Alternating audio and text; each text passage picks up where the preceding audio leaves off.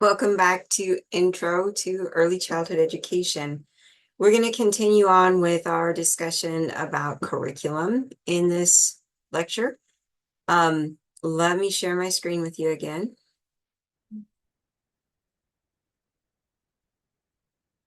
Oops. Sorry, wrong thing there.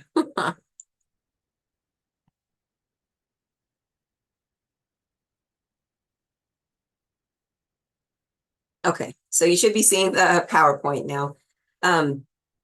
Setting the stage for play, structuring the environment.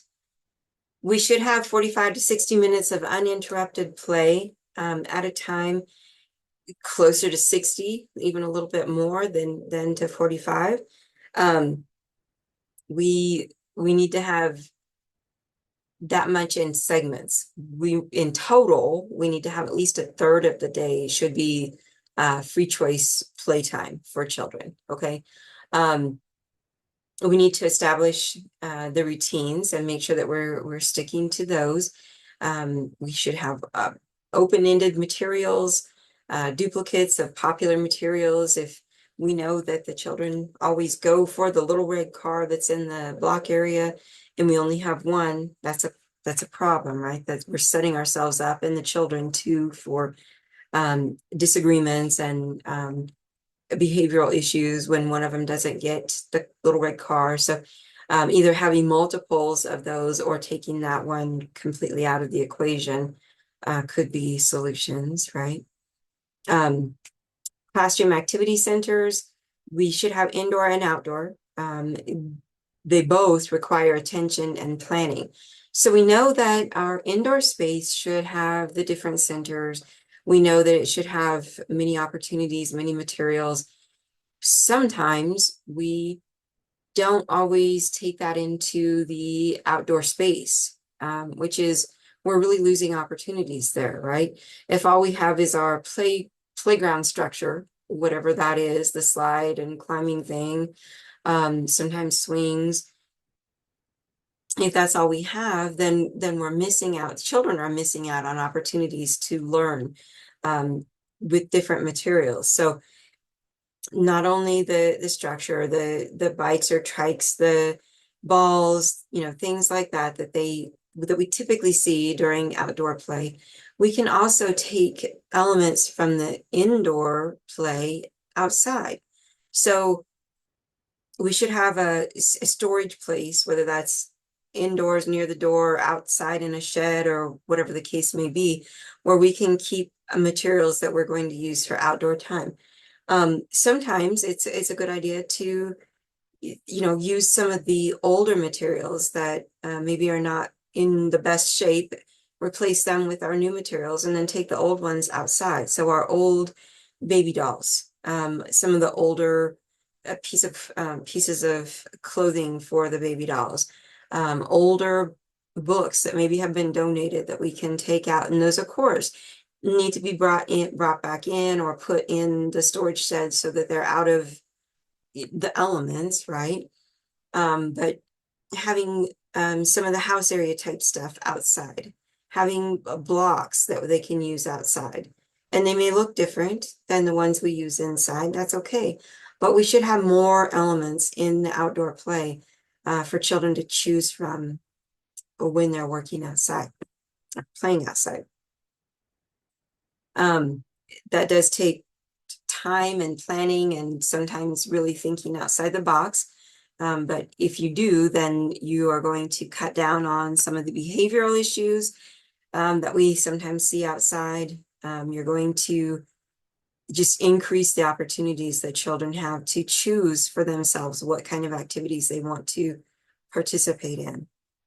And I'm not saying that we need like sedentary activities for outdoor time, because they do need to be running and playing and moving and using their gross motor skills and all of that. But we can incorporate more materials into that type of play. So engaging teaching and learning. Curricula is determined by the program's educational philosophy and goals. So most of you know this, but curricula is plural of curriculum. That's why we use that word there.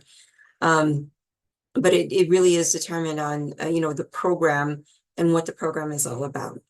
It's going to look different in a Montessori classroom than it will in a Reggio Emilia program, or something that's really just based on constructivist play, right?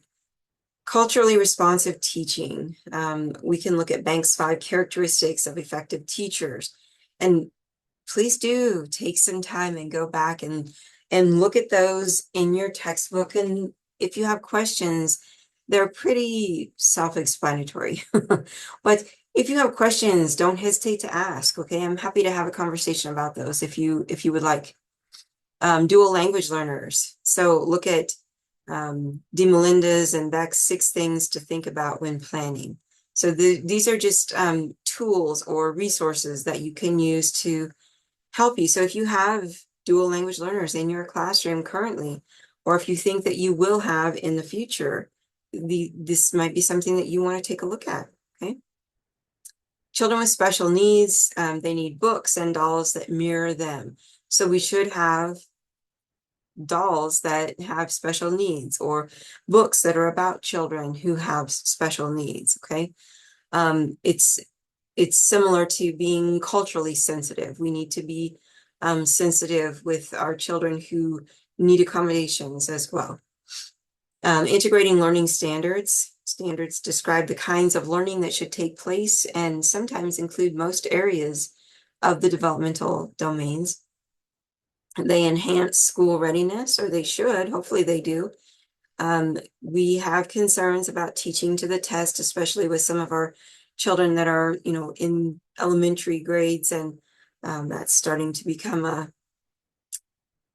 thing for them, that they have to prepare for those state tests, state standardized tests, or national tests. This is just a nice visual that kind of talks about everything and how it all works together. The teacher in this picture, her desk looks similar to mine. It's kind of a mess. I cleaned it off at the beginning of the school year, and here we are in week 5, and I've got piles that are 8 to 10 inches tall on my desk already. Planning for quality. Consider the what, the why, how, and when. Think about all of that. We don't plan just something that's going to be fun. Okay, it needs to be more substantial than fun. It does need to be fun, but it needs to be more. So what is it that we want to do? Why? What goals are we going to achieve by completing this activity? How do we do it? When do we do it? We observe and evaluate the activities regularly. Teacher-directed learning. Sometimes direct teaching is necessary for those complex ideas and skills. We have to teach them scissor safety, right? We can't just turn them loose with scissors, not knowing what to do with them, how to hold them, any of that. So sometimes it's necessary. Intentional teaching for specific goals and purposes. And we do that a lot of times during small group time, right? Which should be 15 to 20 minutes, not a half an hour or more. Group times, we look at large group times versus small group times. Small group is, fewer children, and it's usually more about fine motor skill development, though not always. And then large group times are usually more about large motor movement, though again, not always. Okay, so it depends on what you're looking to accomplish with your activities. Creating written curriculum plans. So what are the advantages of having a written plan? It helps teachers focus on the children. It clarifies the rationale, like, why are we doing this? It benefits team teaching, so everybody's on the same page and we all know what we're doing. It makes it easy for a substitute. And working with kids, we know sometimes we get sick and we have to miss a day. So that's important that we have a plan that's ready to go for a sub. It shows what resources are needed. So we have these activities. So what do we need to accomplish that? We need to make sure that we have everything ready to go when children get there the next day. It serves as a curriculum map. It shows balance or of work and play. Planning by objectives includes specific, stated, observable behaviors, right? The teacher must know theory, have good observation skills, and have tools to assess the behavior. So with some of those canned curricula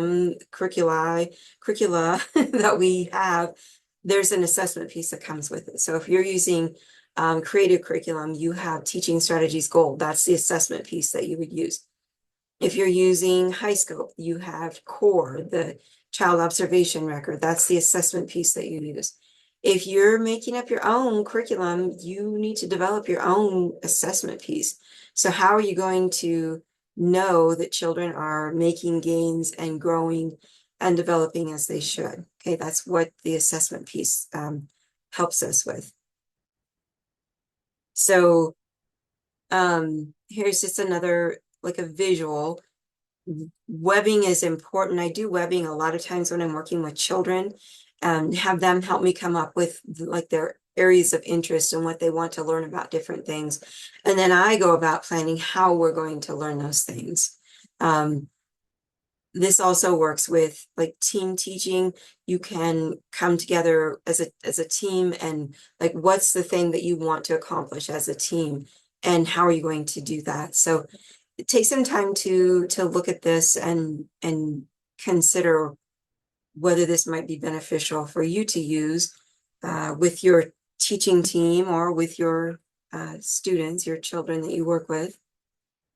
The project approach is an in-depth investigation of a topic with the purpose of answering questions based on the topic. Children and teachers work together to plan representation, fieldwork, investigation, and display. So the project approach, we have, I forget what they call them in creative curriculum, but it's like a 6-week plan that we're doing this over this one subject. Like there's a bread making one, there's a all about me unit, there's a tree, they're called studies, that's what they are. I knew if I said a few of them I would remember.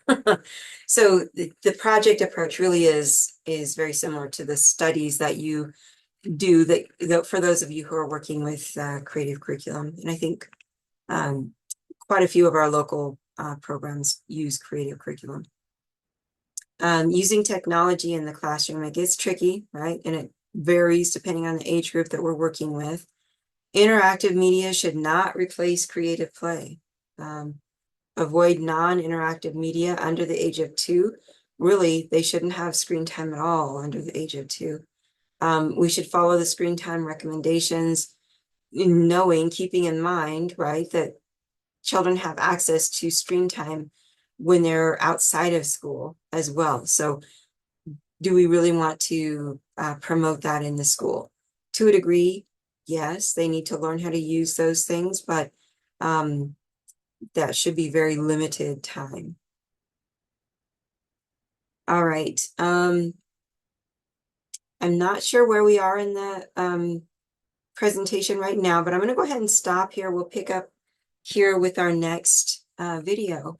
So let me stop sharing and go ahead and take a break if you need a break. And if you don't, I'll see you in the next lecture.